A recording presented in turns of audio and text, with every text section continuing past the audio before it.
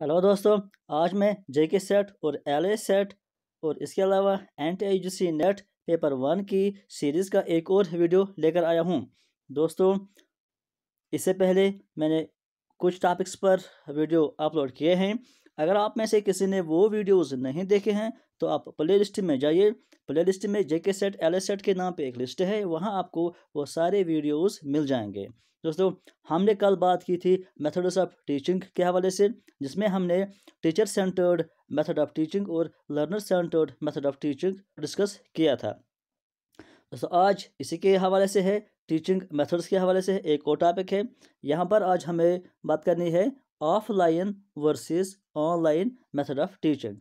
Offline और online teaching methods जो होते हैं, इनमें क्या फ़र्क है, ऑफलाइन क्या होता है और ऑनलाइन क्या होता है, इस पर आज हम बात करेंगे। तो दोस्तों, सबसे पहले हम बात करेंगे कि ऑफलाइन मेथड्स ऑफ टीचिंग क्या होता है, इसमें कैसी टीचिंग होती है। सबसे पहला पॉइंट इसमें यह है कि teaching takes place inside the physical boundary of the class. Offline method of teaching वो होता है कि जब से टीचर क्लास में आता है, लर्नर जो होते हैं वो क्लास में बैठे हुए होते हैं, तो टीचर उनको पढ़ाता है। फिर वो कौन सा मेथड यूज़ करेगा वहाँ पर, चाहे वो प्रोजेक्टिव मेथड वहाँ पर यूज़ करेगा, चाहे वो लेक्चर मेथड यूज़ करेगा, चाहे वो डिस्कशन मेथड यूज़ करेगा, लेकिन क्लासरूम में लर्नर्स बैठे हुए होते हैं, टीचर उनके सामने होता है। इसको हम कहते हैं ऑफलाइन मेथड ऑफ टीचिंग। तो इसमें क्या होता है, फिजिकल बाउंड्री होती है, क्लासरूम होता है, वहाँ पर दोनों बैठते हैं, टीचर भी वहाँ होता है प्रेजेंट और लर्नर्स भी वहाँ पर प्रेजेंट होते हैं। इसके अलावा इसमें एक और पॉइंट ये भी है कि learners need to be physically present. जो ऑफलाइन मेथड ऑफ टीचिंग होती है, इसमें लर्नर्स प्रेजेंट होते हैं फिजिकली टीचर भी प्रेजेंट होता है और फिजिकली लर्नर्स भी प्रेजेंट होते हैं, यानी एक दूसरे के आमने सामने होते हैं, टीचर्स भी और लर्नर्स भी। इसके अलावा ऑफलाइन लर्निंग में ये भी होता है, या ऑफलाइन टीचिंग में ये भी होता है कि वहाँ पर नंबर ऑफ जो स्टूडेंट्स होते हैं वो फिक्स्ड होते हैं, क्योंकि वो डिपेंड करता है कि क्लासरूम का साइज़ क्या है या फैकल्टी कितनी है, उसी के हिसाब से इसमें लिमिट होता है। मान लो कि अगर कोई क्लासरूम है जिसमें 40 स्टूडेंट्स आ सकते हैं, तो 40 की तो वहाँ 45 स्टूडेंट्स नहीं आ सकते, नहीं बैठ सकते हैं, तो उसमें 40 ही बैठेंगे, क्योंकि क्लासरूम का साइज़ इसी के हिसाब से है। या किसी स्कूल में, किसी कॉलेज में जितने टीचर्स होंगे उतने ही वो स्टूडेंट्स लेंगे। अगर उनके पास टीचर्स की कमी है तो वो स्टूडेंट्स भी ज़्यादा नहीं लेंगे। तो इसी के हिसाब से, यानी एन रोल जो भी स्टूडेंट्स होते हैं, लर्नर्स होते हैं, ये डिपेंड करता है कि वहाँ की फैसिलिटी कितनी है, वहाँ के टीचर्स कितने हैं, वहाँ का क्लासरूम का साइज़ क्या है, इंस्टीट्यूशन का साइज़ क्या है, ये सारा डिपेंड करता है। उसी के हिसाब से लर्नर्स इसमें आ सकते हैं। इसके बाद जो नेक्स्ट पॉइंट है वो ये है कि there are fixed timings for students and to attend the classes. यानी क्लास कब स्टार्ट होगा इसके लिए फिक्स टाइम होता है। मान लो कि 10 बजे क्लास स्टार्ट होगा, तो ये पर्टिकुलर 10 बजे स्टार्ट होगा। अगर कोई बच्चा 10:30 बजे आएगा तो उसका क्लास मिस हो जाएगा। अगर 11 बजे क्लास टाइम का स्टार्ट है, अगर कोई बच्चा 11:30 बजे आता है तो उसका क्लास मिस होता है, तो वो कभी नहीं उस क्लास में अटेंड हो सकता है। या वहाँ पर उन्होंने क्या पढ़ाया है, टीचर ने क्या पढ़ाया या लर्नर्स ने क्या सीखा, वो स्टूडेंट्स जिसको भी क्लास मिस हो गया, वो कभी उसको दोबारा नहीं सुन सकता है या दोबारा नहीं पढ़ सकता है। इसके अलावा एक और पॉइंट इसमें यह भी है कि it can be used even in remote areas. इसका एक ये फ़ायदा यह है कि ये जो ऑफलाइन क्लास रूम होता है, या ऑफलाइन टीचिंग या ऑफलाइन लर्निंग जो होती है, ये हम रिमोट एरियाज़ में भी कर सकते हैं। रिमोट एरियाज़ का मतलब जहाँ इलेक्ट्रिसिटी नहीं हो सकती है, जहाँ पर इंटरनेट भी अभी नहीं है, या जहाँ पर गैजेट्स यानी कंप्यूटर, टीवी वगैरह जो ये नहीं फैसिलिटी नहीं है, वहाँ पर भी हम ये ऑफलाइन क्लासरूम कर सकते हैं। इसके बाद जो नेक्स्ट पॉइंट है इसमें वो ये है कि जो टीचर होता है वो डायरेक्ट कांटेक्ट होता है किन के साथ, स्टूडेंट्स के साथ, क्योंकि दोनों आमने सामने होते हैं, तो डायरेक्ट कांटेक्ट में होते हैं। टीचर स्टूडेंट्स के साथ डायरेक्ट कांटेक्ट करता है और जो स्टूडेंट्स होते हैं वो भी डायरेक्ट कांटेक्ट करते हैं उनके साथ। इससे क्या होता है कि वो एनालिसिस करते हैं उनका बिहेवियर। वो जब लर्नर्स टीचर के सामने बैठे हुए होते हैं, वो उनकी हर एक हरकत को देखता है, उनकी चाल चलन को देखता है, उनकी इससे उस टीचर को उन लर्नर्स का बिहेवियर पता चलता है, उनके इंटरेस्ट्स पता चलता है, उनके वैल्यूज़ पता चलता है, और वो उनको अच्छे से गाइड भी कर सकता है क्योंकि वो उसके सामने बैठे हुए होते हैं।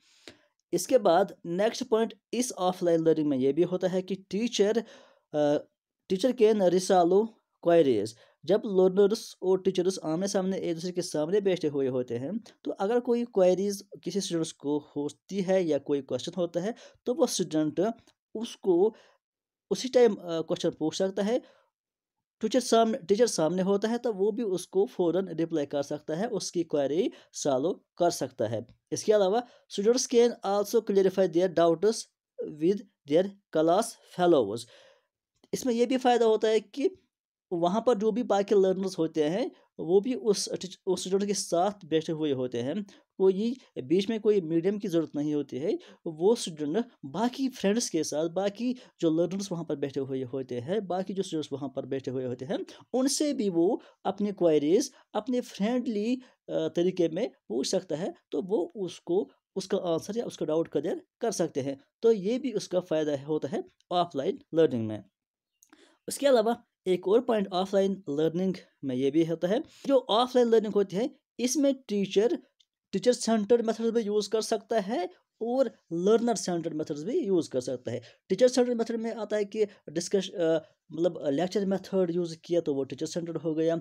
अगर उसने डिस्कशन मेथड यूज़ किया या असाइनमेंट भी दिया या बाकी या मतलब या प्रोजेक्ट दिया, तो वो हो गया लर्नर सेंटर्ड। यानी ऑफलाइन लर्निंग में दोनों मेथड्स यूज़ हो सकते हैं, चाहे वो लर्नर सेंटर्ड होंगे या टीचर सेंटर्ड होंगे।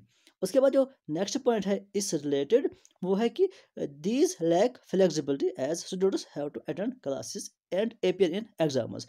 ये उसका ड्रॉबैक है कि फ्लेक्सिबिलिटी नहीं होती है, लैक ऑफ फ्लेक्सिबिलिटी। जो ऑफलाइन लर्निंग होती है, यानी जो भी स्टूडेंट्स होते हैं, जो भी लर्नर्स होता है, उनको ज़रूरी क्लास में आना पड़ता है क्लास अटेंड के लिए, और एग्ज़ाम जो भी होता है उनको फिक्स्ड डेट, स्पेसिफिक डेट उनको दिया जाता है। उसी स्पेसिफिक डेट पर उनको क्लास में आना पड़ता है क्लास लेने के लिए। अगर टाइम इधर उधर हो गया तो उनका क्लास मिस हो सकता है, और इस तरह एग्ज़ाम के लिए भी उनको फिक्स्ड पॉइंट पर आना पड़ता है। अपने जो उनको वो अथॉरिटी या जो उनको एडमिनिस्ट्रेशन टाइम देती है, उसके हिसाब से होता है। ऑनलाइन लर्निंग में ऐसा नहीं होता है। ऑनलाइन लर्निंग में आप अपने टाइम के हिसाब से, अपने आपका टाइम अवेलेबल है उसके हिसाब से आप क्लासेस ले सकते हो, या उसके हिसाब से आप एग्ज़ाम का डेट भी चूज़ कर सकते हो। लेकिन ऑफलाइन लर्निंग में ऐसा नहीं होता है।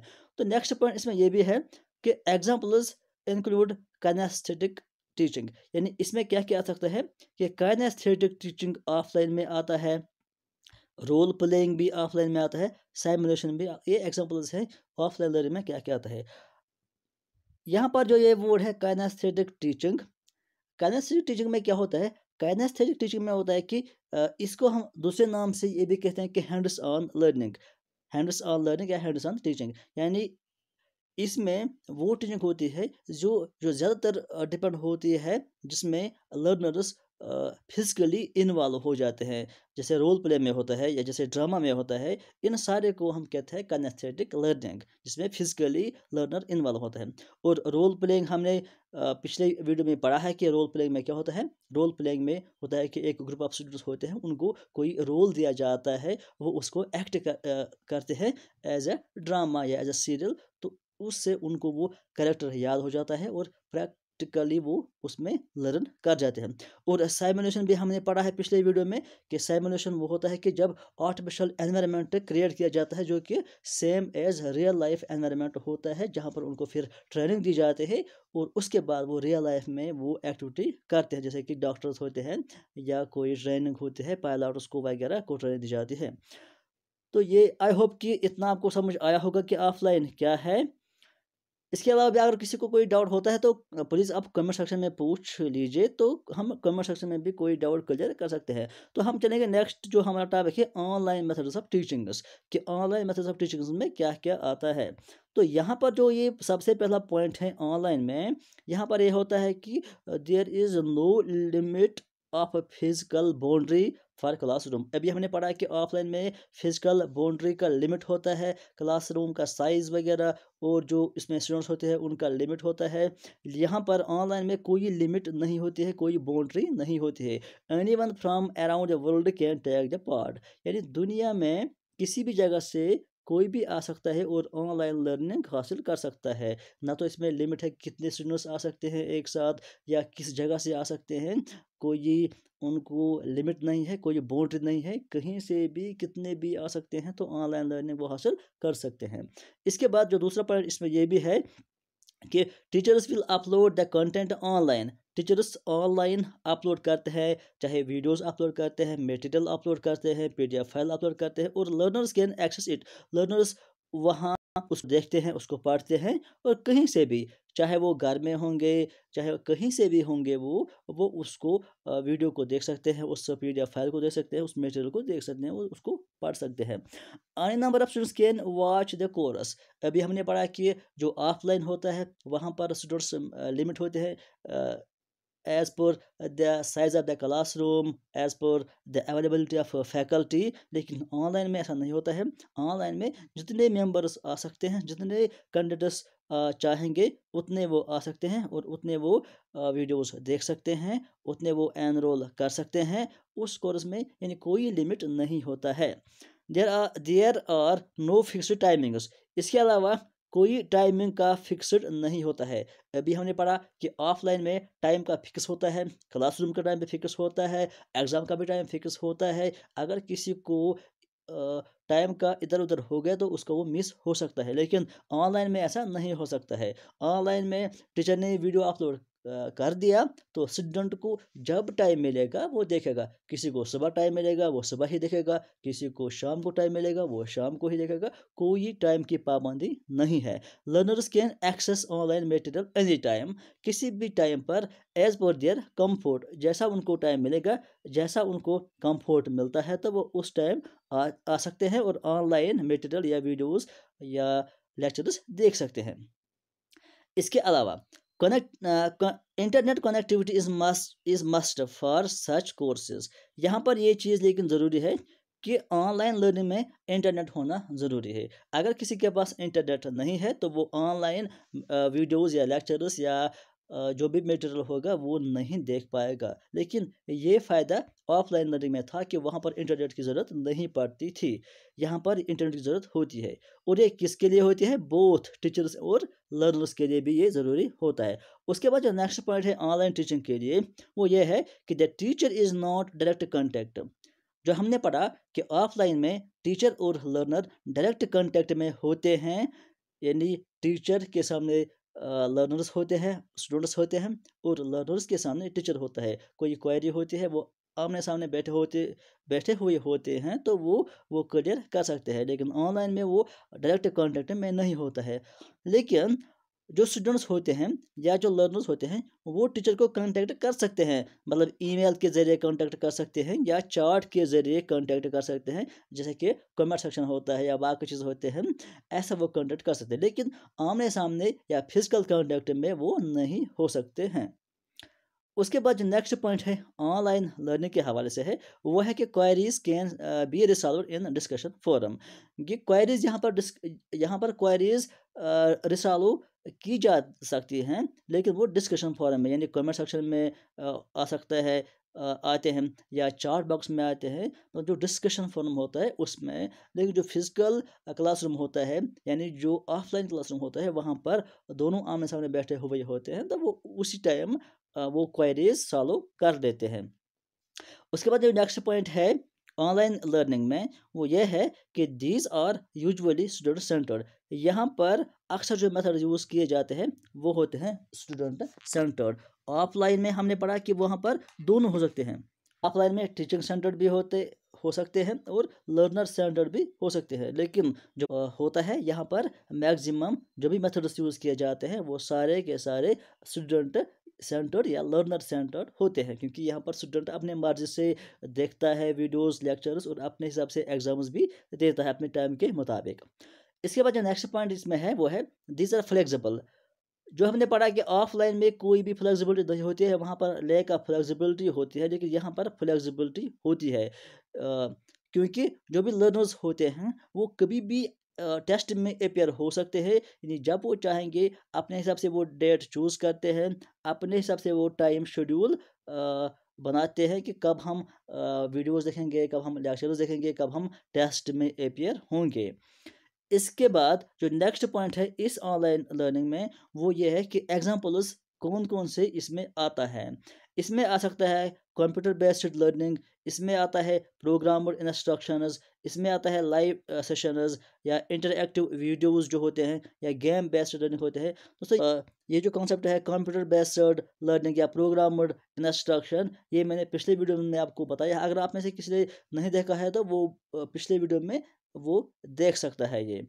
तो दोस्तों इसके बाद कुछ टॉपिक्स और भी हैं जो कि ऑनलाइन लर्निंग पर बेस्ड हैं, जिसमें स्वयं आता है या मूक्स आता है, उसके बाद स्वयं प्रभा भी आता है इस पर। इसको हम दोस्तों आज नहीं पढ़ेंगे, इसको हम कल पढ़ेंगे इंशाल्लाह। तो दोस्तों आज के लिए फ़िलहाल इतना ही। Thank you.